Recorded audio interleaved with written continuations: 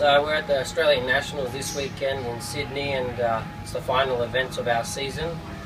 My father, Santo Rapisarda, is elected to run 3 cars, and we'll be having Damien Harris drive 1, Alan Dobson, who will be competing for the championship this race, and our new driver that we recently licensed, Wayne Newby, coming up from the top alcohol ranks.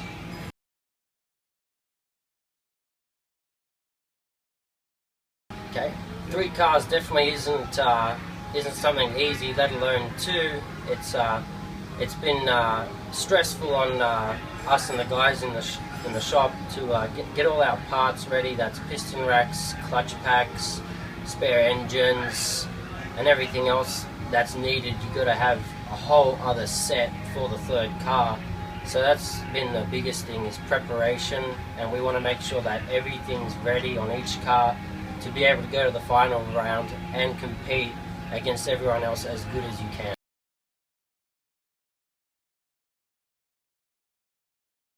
So this weekend, Alan Dobson's going to be piloting this race car, as he has been all year, and fortunately we're in a position where we could be able to win the Australian Championship, provided that we win the final round and Phil Lamartina goes out in the 1st or 2nd round.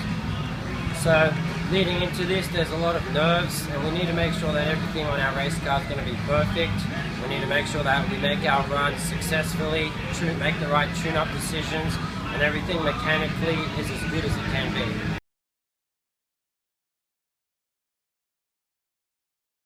Well, this livery here was the livery in the car that Louie Rapisarda raced in 1990, and it's a car that he was unfortunately killed in. It's a car that he started his top fuel career in around 573 in. He was the final member of the 5 Second Club and the quickest member of the 5 Second Club.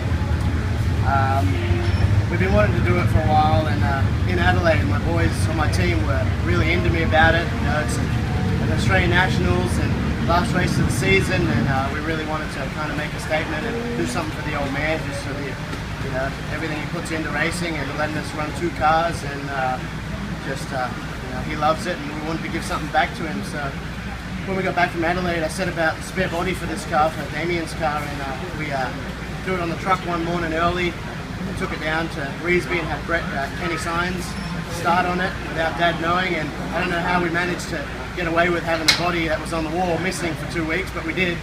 And he had it, and we designed it up, we tried to recreate it, and I think we did a pretty good job.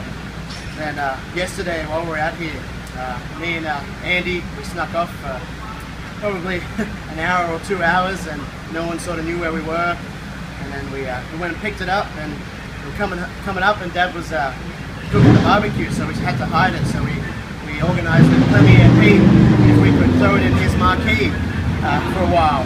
So we got it in there, and all was good. It was all covered up. So then after Dad stopped cooking the barbecue and we got him out of here, we pulled the cover off this thing again, and we switched the bodies and covered it back up with furniture blankets so nobody knew anything. And then this morning, got my sister Junda and all the boys, and we got with Dad, and he really had no clue.